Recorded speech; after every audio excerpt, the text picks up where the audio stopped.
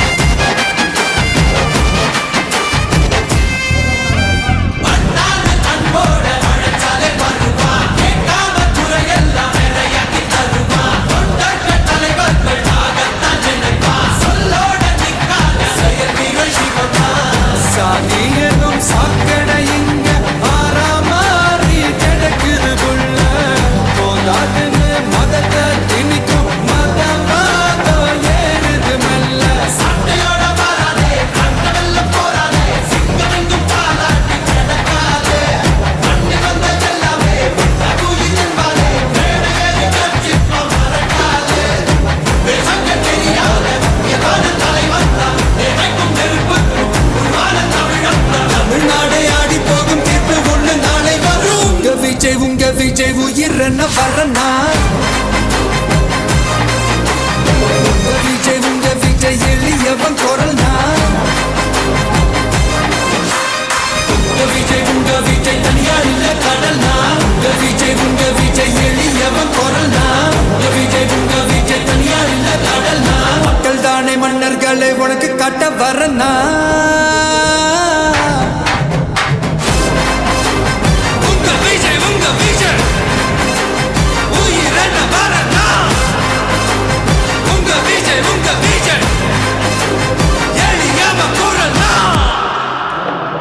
உங்க விஜய் நான் வரேன்.